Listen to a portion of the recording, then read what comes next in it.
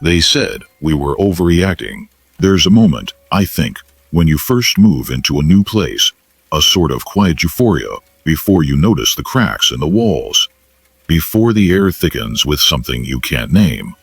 When my girlfriend and I got the keys to our new home, it felt like we'd finally arrived. We were both 20, full of plans, and starting what was supposed to be our real life together.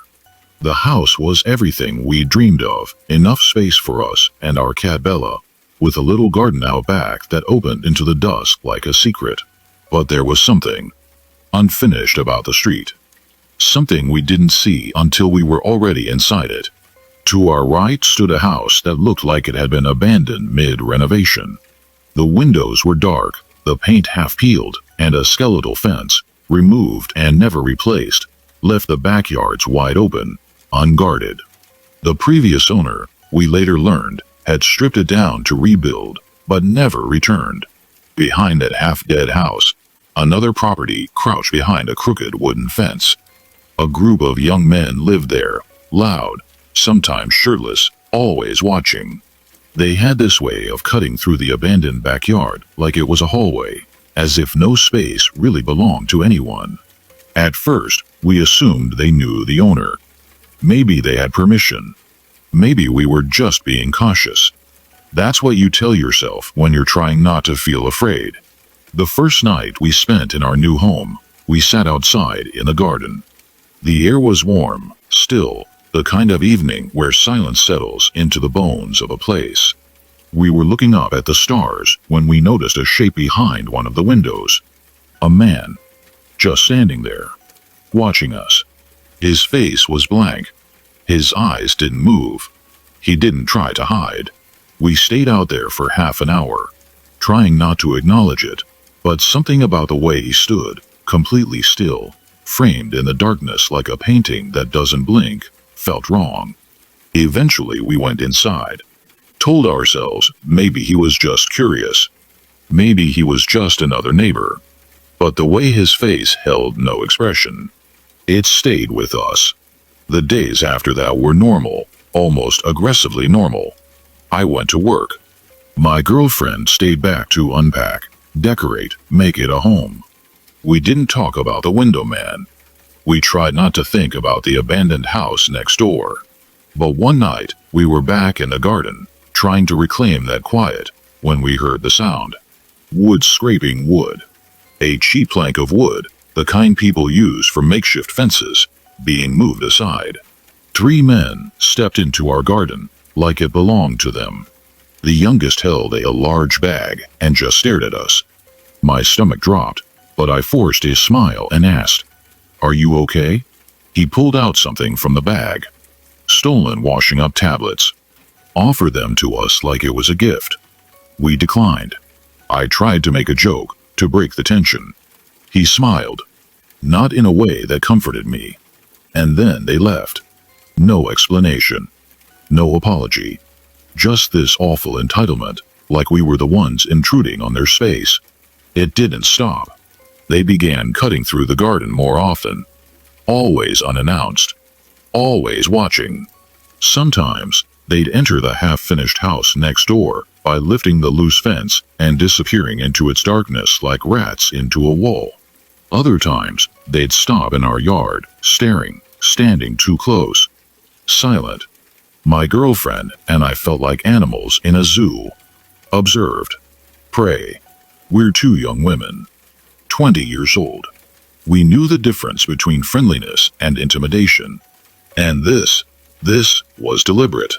Then, one afternoon, I was cleaning the front room when I saw 2 officers slip past our window. Not knocking. Not asking. Just walking through the side of our house and lifting the broken fence to enter the abandoned garden. They looked around for a while and then left. No explanation. That's when I started feeling it, the sense that something was unfolding just out of view. That we weren't crazy. That there was a reason it all felt wrong. A few days later, there was a knock. Police. They told us the house behind ours, the one where the group of men lived, had officially been vacated. The men had been removed due to antisocial behavior. We weren't the only ones they'd been targeting. For the first time, we felt safe. The house felt like ours again. The night felt like night again. That peace lasted for about a week. Then came the bang. I was in the bath when I heard it, loud and sharp like someone kicking a door. I scrambled out, soaking wet, and found my girlfriend in the spare bedroom. She was recording something. She shushed me. Down in the garden of the now vacant house stood a man we'd never seen before. He was pointing at our bedroom window. Then he ran, full speed toward our house. On the way, he grabbed our door handle and tried it. Locked. He hurled the broken fence aside and began slamming his fists against the windows of the abandoned house. Not trying to break in, just making noise. Just being there. We called the police. They came, watched the footage, took a statement, left. But something in me snapped. I couldn't stop thinking about it. Why had he tried our door? Why had he sprinted like that? What was he planning if the door had opened? That night, we barely slept. At 2:16 a.m., we heard it again. Whistling. Not a tune. Not random. That specific, mocking whistle men used to harass women. Then, tapping. On our bedroom window. We jumped to check the cameras. Nothing. No recordings. As if he knew the exact blind spots.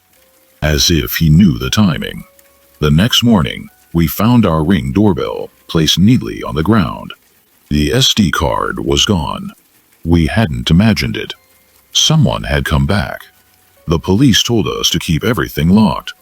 They were honest about one thing: the removal of the camera was not good. We didn't know what was next. The banging, the staring, the whistles. It all kept happening like clockwork, like ritual. We called the police again and again. They took notes. Nothing more. 3 weeks passed.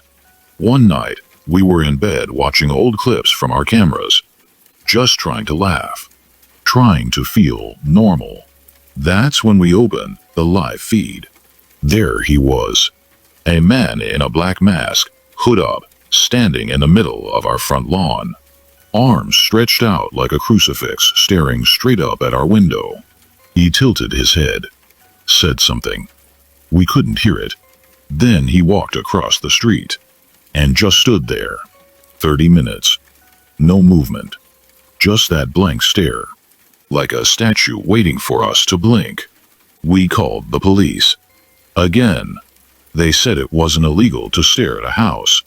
Even when we told them everything, the gestures, the attempted break-ins, the missing SD card, they acted like we were hysterical. We stopped sleeping. Every sound outside became a siren in our heads. Then came the moment I think about most. 2:52 a.m. Emotion alert. I woke my girlfriend. Someone's outside, I said. Check the camera. She did. 2 masked men. Flashlights. One holding what looked like a crowbar. They were creeping past the side of the house, looking in each window. I felt sick. Frozen. We called the police again. But it was always the same response. Nothing actionable. Since then, the man has returned, sometimes across the street, sometimes on our lawn, pointing, waving, whispering things we can't hear. Sometimes he shouts. Sometimes he just stands. It's been months. We've installed new cameras. Better ones. We document everything. But we don't feel safe. We don't feel like it's over. Just today, he stood outside again. Masked. Watching. We got it on video. We don't know what he wants. But we're terrified. And if anything happens, this is our record. It wasn't just the men. There's a sickness that spreads without touch. Not a virus, not a disease, just dread. Paranoia. A feeling that leaks into the corners of your mind, seeps into your sleep. That's what we were living with.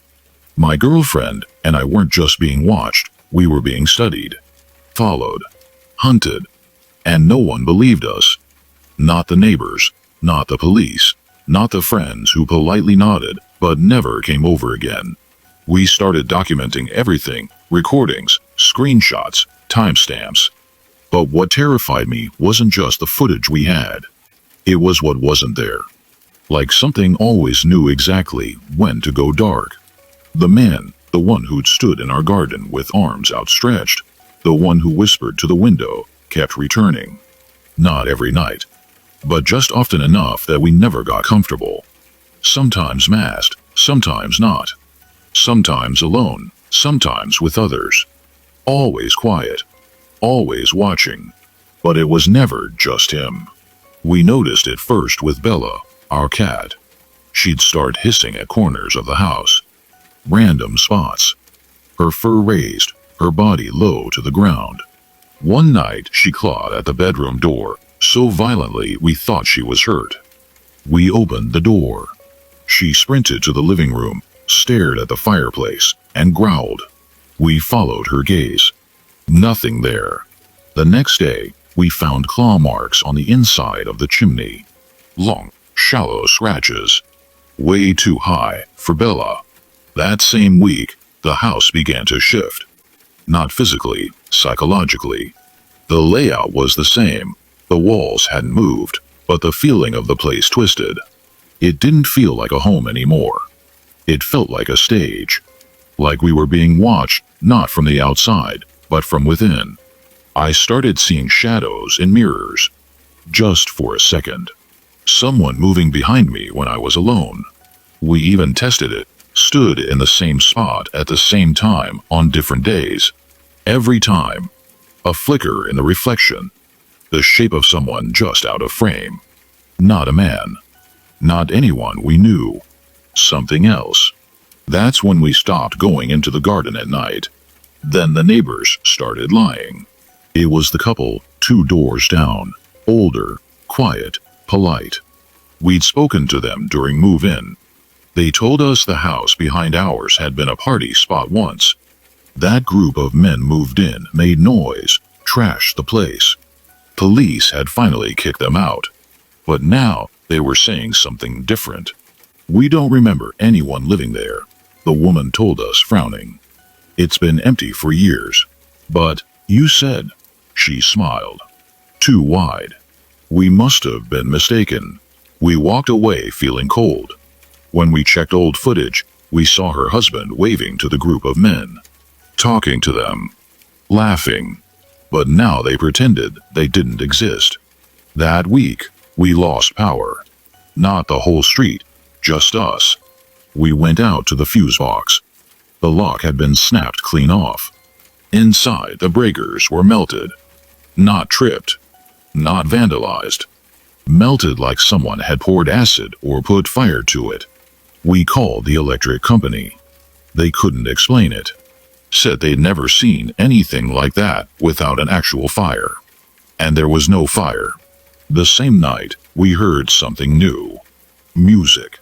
Old, warped, distant, like an antique record player struggling to spin. It came from the half-renovated house next door. The one that was supposed to be empty.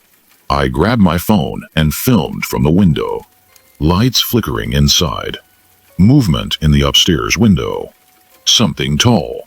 But when we played the footage back, nothing. Just darkness. No lights. No music. No shape. That was the first time we felt the shift. The story was changing, and we weren't in control. We tried to leave. We packed a bag, drove to my parents' house, didn't tell anyone where we were going. Just got in the car and left. For the first time in weeks, we slept. But the peace lasted only one night. The second night, around 3:30 a.m., the Ring camera at my parents' front door sent a notification. Motion detected. We checked the feed. It was him. The same masked man, now standing under my parents' porch light. Not moving. Just pointing at the camera. Then he lifted a piece of paper. It said, "You moved, but the house didn't." And then he was gone. No car. No footsteps. Just gone. My parents called the police. They took a report, promised extra patrols, but we knew it didn't matter. He'd found us. Or maybe he'd never been looking for us. Maybe he was always looking for the house. We returned 3 days later. Not because we felt safe, but because something was pulling us back. We needed answers. The house was cold when we stepped in. Unnaturally cold. Not like the AC had kicked in, like the warmth had been scraped out of the walls. We found dirt on the living room floor. Footprints. Not shoe prints. Bare feet. Large. Wide. Deep. Too large for a human. We followed them through the hallway, past the kitchen, into the backyard. They stopped at the broken fence, then vanished. We bought motion lights, alarm sensors, more cameras, anything we could afford. But they kept failing. Every device we installed would work for exactly one night, then glitch, or record nothing. One night, we heard someone moving in the attic. We didn't go up. We slept in the car. In the morning, we opened the attic hatch, climbed up. It was empty, but on the far wall, written in chalk, were the words, "The foundation is thin." That same day, a letter arrived. No stamp, no address, just our names, written in perfect block letters.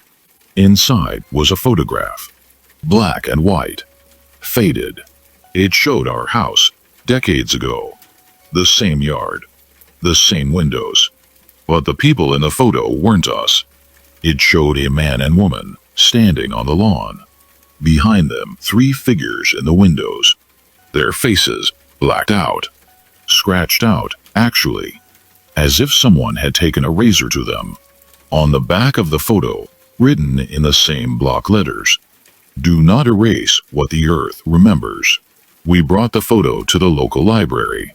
Asked if anyone could identify it. The clerk went pale. "This house," she said, pointing. "That's not on any of our historical records. It's our address," I told her. She shook her head. "It shouldn't be." That was when I stopped trying to make sense of it. Because we weren't just dealing with stalkers, or criminals, or bad neighbors. We were dealing with something else. Something older. That night around 1:14 a.m., I woke up. My girlfriend wasn't in bed. I called for her. No answer. I found her standing in the living room, in front of the window. Frozen. Eyes wide. Not blinking. I touched her shoulder.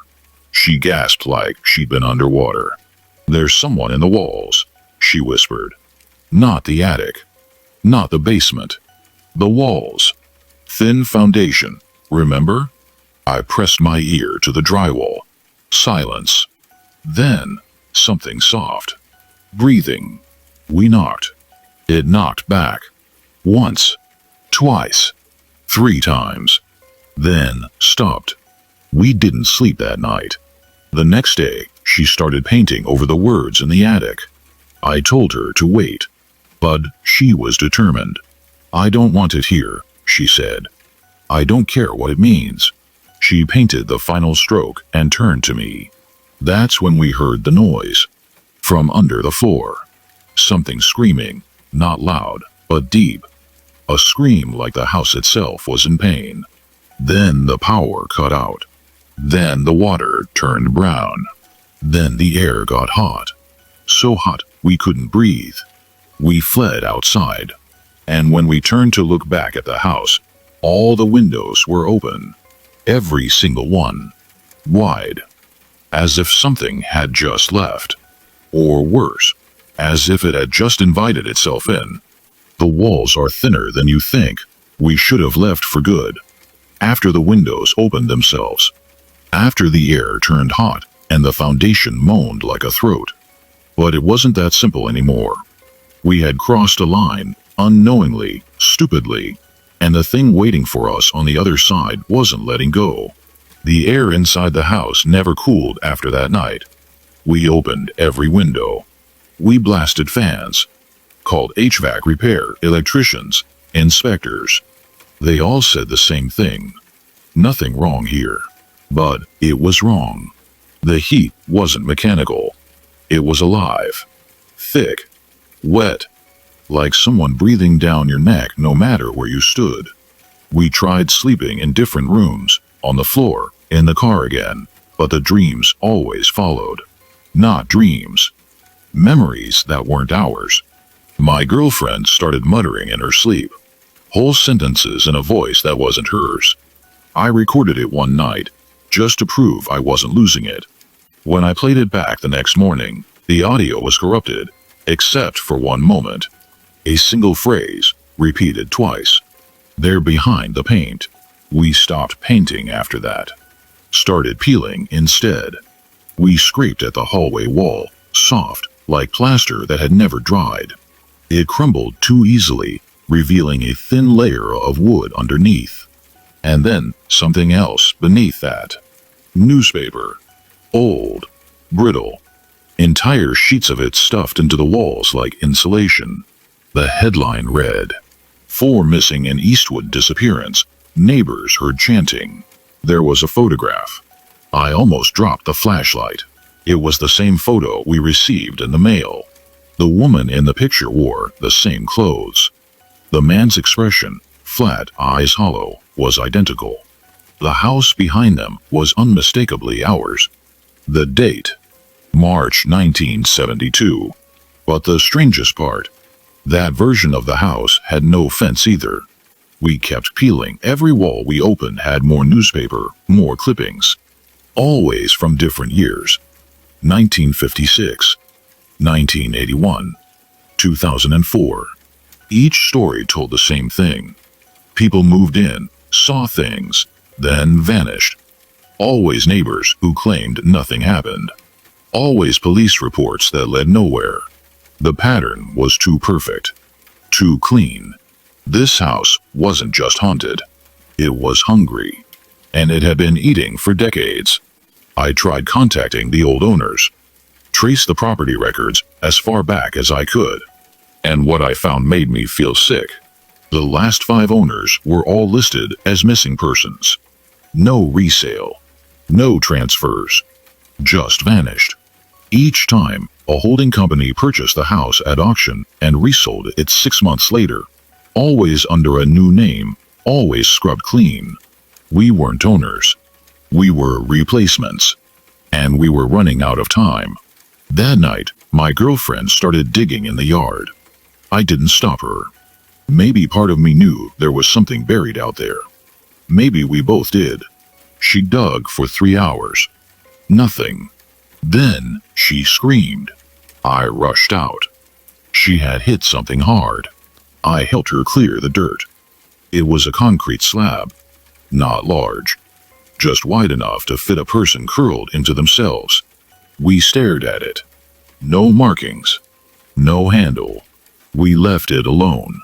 I couldn't sleep. At 3 a.m., I checked the cameras. Every one of them had gone black. Then, one by one, they flickered back on. But the feeds weren't showing our house. They were showing the inside of a different house. Older.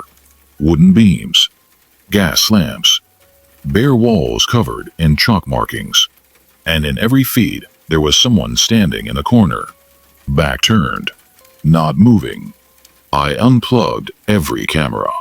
But the images kept playing. Looping. In the morning, the chalk returned. On our ceiling. On our mirrors. Even inside the fridge. Simple symbols. Rings inside rings. With dots at the center and vertical slashes down the middle. Everyone slightly different. We started hearing whispers in the pipes. Not water pressure. Words. Chants. Low, croaking syllables that would speed up and then cut off, like someone being choked mid-sentence. The lights flickered constantly. The oven turned itself on. The shower ran cold even at full heat. The walls started dripping water, but when we touched it, our fingers came back red. We tried blessing the house. Holy water. Candles. Psalms. It only made it worse. That night, we saw her. The woman from the photo, standing in our hallway, mouth open, head tilted too far back, her arms hanging wrong, like they were dislocated and never set right again. She didn't speak, didn't blink. She just pointed at the basement door. Then she vanished. We hadn't opened the basement since the first week we moved in, but we knew we had to go down. The air got colder with each step. We counted 12 stairs, then 13, then 14. I stopped counting. At the bottom, we found a second door, one we hadn't seen before, painted black with chains bolted across it, a symbol carved into the center, 3 circles, 4 dots, 1 vertical slash, the same symbol from the attic, from the fridge. It pulsed in a flashlight beam. We didn't open it, couldn't, but the house did. The chains snapped like twigs. The door creaked open. Inside was not another room. It was a void. Darkness so deep it absorbed sound. We threw a flashlight in. It never hit the ground. My girlfriend turned and ran. I followed. But as we reached the top of the stairs, the front door slammed shut. Windows shattered inward. The walls began to breathe. I swear to you, I saw them rise and fall, like lungs. We made it to the bedroom and locked the door. Then the house went silent. No creaks, no groans, just silence. Until a knock from inside the closet. Soft, then harder, then a whisper. You painted over the memory. We didn't open the door. We didn't sleep. We sat there until morning light came through the window. And when it did, we were alone again. For a while, we made one final plan. Sell everything, leave the country if we had to. Get away from this house, this street, this story. But we couldn't find the deed. We couldn't find our IDs or bank cards. Our names were gone. From the mailbox, from online databases, from the lease. The house had erased us. We weren't residents anymore. We were part of it. I tried one last thing, called a priest I found online. Someone who specialized in what he called structural spiritual trauma. He came the next day, walked in, stood silently in the foyer. Didn't even make it to the kitchen before he turned and ran. His only words, "This house doesn't want to be forgotten." That night, my girlfriend spoke in her sleep again. Only one phrase this time. But it wasn't a warning. It was an invitation. It's safe now. Come in. Be still. And in that moment, I understood something that made my blood run cold.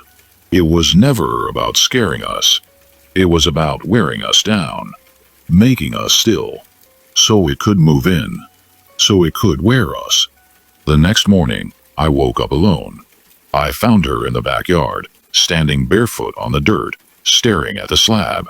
She looked calm, too calm. I called her name. She didn't turn around. Then she whispered, "It's open now," and smiled. That's when I saw it. The concrete slab was cracked open, empty, like it had always been waiting for one more. I left that day. I ran. No clothes, no phone, no shoes. I ran until I collapsed. I never went back. And to this day, I don't know if I ever really left. Because sometimes, in the walls of whatever apartment I'm renting, I still hear the house breathing.